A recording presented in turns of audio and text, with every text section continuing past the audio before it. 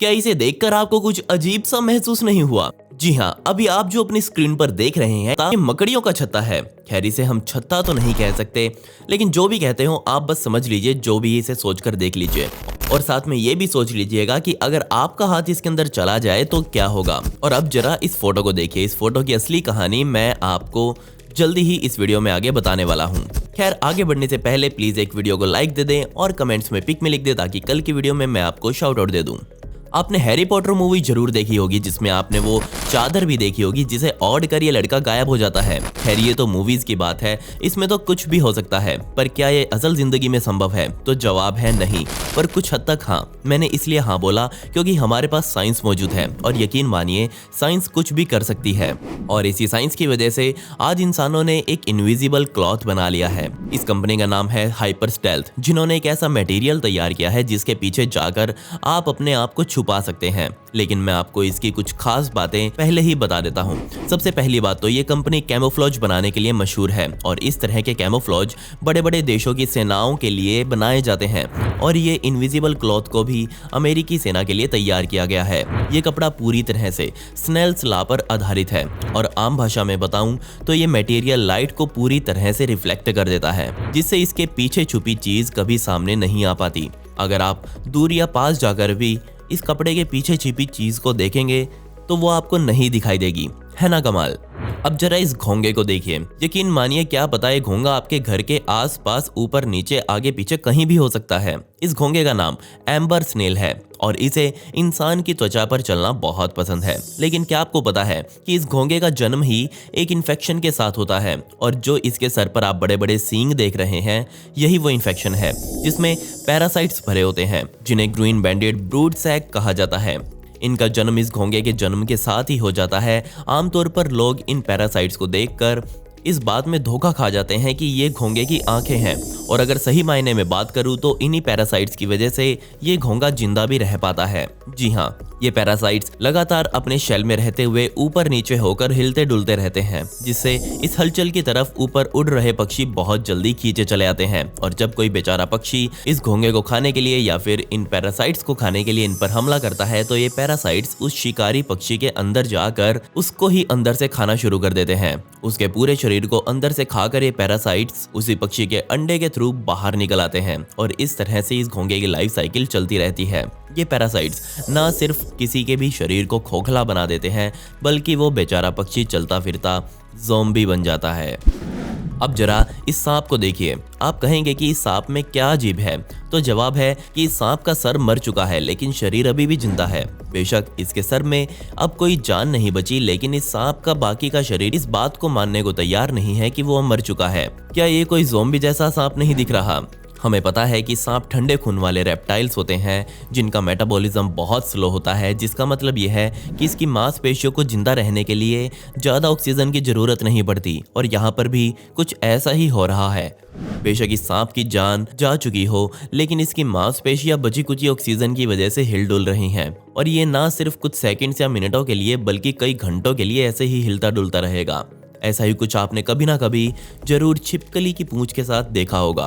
प्रकृति में सिर्फ सांप ही ऐसा जानवर नहीं है जो मरे होने के बाद भी जिंदा होने का नाटक करता हो, बल्कि इसके उलट कुछ जानवर ऐसे भी हैं जो जिंदा होने के बावजूद भी मरे होने का नाटक करते हैं। और उनमें सबसे ऊपर आता है मगरमच्छ। जी हाँ, भयंकर ठंड के समय में मगरमच्छों ने खुद को जिंदा रखने का एक कमाल का तरीका निकाल लिया है। जैसे ही बड़ी बड़ी झीलें या फिर दलदल जमना शुरू होते हैं तो उसमें रहने वाले मगरमच्छ भी उस झील या फिर दलदल के साथ खुद को जमाना शुरू कर देते हैं। अब आप सोच रहे होंगे कि अगर ये भी साथ में जम गए तो ऑब्वियसली मर जाएंगे, लेकिन यहाँ ऐसा नहीं है। ये मगरमच्छ बहुत चालाक हैं और खुद को जिंदा रखने के लिए सिर्फ अपनी नाक को छोड़कर बाकी पूरे शरीर को बर्फ में जमा देते हैं। इनकी नाक झील के पानी में पड़े हुए किसी पत्थर की तरह दिखाई देती है। इस पूरे प्रोसेस को ब्रूमेशन का नाम दिया गया है, जिसे हम आम भाषा में हाइबरनेशन भी कह सकते हैं। ये काम मगरमच्छ के शरीर में मेटाबॉलिज्म को बहुत या फिर मैं कहूँ हद से ज़्यादा धीमा कर देता है और इनका शरीर बिल्कुल भी एनर्जी कंज्यूम नहीं करता। बेशक ये इस स्थिति में आकर हिलडुल नहीं सकते, लेकिन फिर भी ये जानवर मगरमच्छ है और ऊपर से जिंदा। इन पर विश्वास नहीं किया जा सकता, इसलिए अगर आपको ये कहीं भी दिखे तो इनसे दूरी ही बनाकर रखें। इंसान समुद्र से मछलियां पकड़ने के लिए जालों का इस्तेमाल करता है, लेकिन आज मैं आपको एक बिल्कुल अजीब तरह का जाल दिखाने वाला हूं, जिस पर आपको कतई यकीन नहीं होगा। और इस जाल को कोई इंसान नहीं बल्कि हम्पबैक व्हेल्स इस्तेमाल करती हैं। जी हाँ, प्रकृति ने इनको अपना शिकार पकड़ने के लिए बबल्स नेट दिया हुआ है। सबसे पहले तो जहां इनको बहुत सारी मछलियां दिखाई देती हैं, तो ये व्हेल्स उनके आसपास ही गहरे पानी में चली जाती है और कुछ व्हेल सरफेस पे आ जाती हैं। नीचे जाकर अपने द्वारा ली गई सांस को एक खास पैटर्न में ये छोड़ना शुरू कर देती हैं, जो ऊपर से कुछ इस तरह दिखाई देता है। ये बबल्स सीधा जाकर उन मछलियों के झुंड में से गुजरने लगते हैं, जिससे मजबूर होकर या फिर इन बबल्स में फंसकर बेचारी छोटी मोटी मछलियों को सतह पर आना ही पड़ता है। वो चाहकर भी इन बबल्स के इतने बड़े जाल से बाहर नहीं निकल सकती और फिर सतह पर और व्हेल्स इन्हीं मछलियों का इंतजार कर रही होती हैं। जैसे ही ये मछलियां ऊपर आती हैं तो तुरंत इन्हें घप कर जाती हैं। कई बार तो ये व्हेल्स अंदर ही फंस चुकी मछली को खाने में भी देर नहीं लगाती। ये बस अपना मुंह खोलती हैं, ऊपर की तरफ तैरती हैं और बस शिकार अंदर। व्हेल्स के इस तरीके को हाल ही में वैज्ञानिकों द्वारा फिल्माया गया। यकीन मानिए ये तरीका बहुत ज्यादा यूनिक है और ये फुटेज बहुत ज्यादा रेयर। वैज्ञानिकों ने कहा कि व्हेल्स अब लगातार समझदार होती जा रही हैं। उन्होंने बबल नेट बनाना सीख लिया है, जो इंसानों ने कभी सोचा भी नहीं था। अब जरा इस मॉल्टिंग टेरेंटुलास से मिलिए और यकीन मानिए ये 8 पैरों वाले जानवर इस दुनिया के सबसे बदसूरत जानवरों में गिने जाते हैं। जो आप इनके शरीर में ऊपर ये छेद देख रहे हैं, ये वो छेद हैं जिसमें कभी इस मकड़ी के पैर या फिर कुछ बॉडी के पार्ट्स जुड़े हुए होंगे। लेकिन ये मकड़ी ऐसी है जो कुछ समय बाद अपने शरीर की स्किन को छोड़ देती है। छोटी मकड़ियां बहुत जल्दी अपनी स्किन को छोड़ती हैं, जबकि बड़ी वाली ये काम करने में थोड़ा समय लेती हैं। इस बेहद डरावने प्रोसेस के टाइम पर ये अपने पूरे शरीर को बहुत बुरी तरह सिकोड़ देती हैं और कुछ इस तरह से ये अपने पुराने शरीर से बाहर निकल आती हैं। पता नहीं क्यों, पर इस वीडियो को देखकर मुझे बहुत अजीब सा लग रहा है। अब जरा इसे देखिए। वैसे तो आप देखते ही समझ गए होंगे कि ये जरूर किसी मक्खी का छत्ता है, लेकिन ये इतना अजीब क्यों है? चलिए पता लगाते हैं।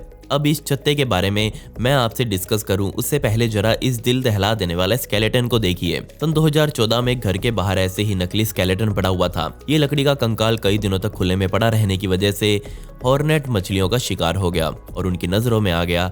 इन बेरहम मक्खियों ने बेचारे इस कंकाल के ऊपर ही अपना छत्ता बना डाला। देखने में ही ये कितना डरावना लग रहा है। खैर, मैं आपको बता दूं कि ऐसी हॉर्नेट से आप कृपया दूरी ही बनाकर रखिए, क्योंकि इनका एक डंक आपको बेरहम दर्द दे सकता है। सच सच बताइए, एंशिएंट विल्डमेल्स नाम का शब्द सुनने के बाद आपके दिमाग में क्या आया? चाहे कुछ भी आया हो, पर आपने इसके बारे में तो बिल्कुल नहीं सोचा होगा। एक फैक्ट ये भी है कि इस दुनिया की सबसे पहली विंडमिल पर्शिया में 5वीं शताब्दी के आसपास तैयार की गई थी। ये आइडिया तब बहुत पॉपुलर हुआ और मिडल ईस्ट से होते हुए एशिया तक आ पहुंचा, जिसके बाद यूरोप वाले इसे उठाकर ले गए।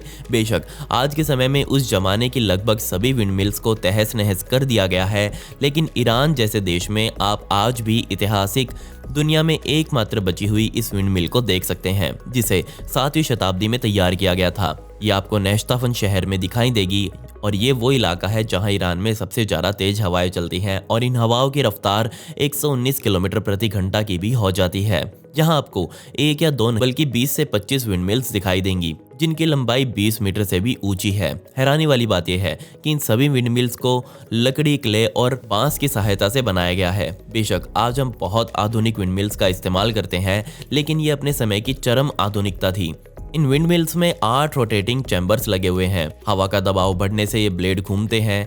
लेकिन क्या आपको पता है कि ये सभी इतनी बड़ी बड़ी पवन चक्कियां मिलकर भी एक 0 वॉट का बल्ब भी नहीं जला सकती? ऐसा इसलिए क्योंकि तब के लोगों को बिजली जैसी कोई चीज होती है इसके बारे में पता ही नहीं था। लेकिन तब के लोग इस तरह की पवन चक्कियों का अनाज को पीसने के लिए इस्तेमाल किया करते थे। आज इन सभी पवन चक्कियों की देखभाल मोहम्मद ईसाबारी के नाम का ये आदमी करता है और मोहम्मद मानते हैं कि उनके बाद इन पवन चक्कियों की देखभाल करने वाला कोई नहीं होगा और ये टेक्नोलॉजी हमेशा के लिए लुप्त हो जाएगी। और अभी जो आप अपनी स्क्रीन पर ये बहुत सारा दांतों का गुच्छा देख रहे हैं, ये असल में एक बीमारी का कारण है और हाल ही में इसे एक लड़के के मुंह में देखा गया।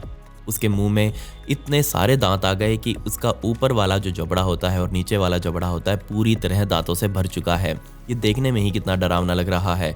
हाल ही में उसने इसके लिए अपनी कई सर्जरीज भी करवाई और उसके बहुत सारे दांतों को तो बाहर निकाला जा चुका है, लेकिन अभी भी उसकी ये बीमारी ठीक नहीं हुई है। सो मैं उम्मीद करता हूँ जल्दी ही उसकी ये बीमारी ठीक हो जाए और बेचारा नॉर्मल ज़िंदगी जी सके।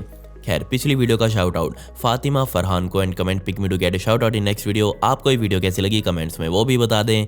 मिलते हैं अगली वीडियो में। ये वीडियो देखने के लिए धन्यवाद।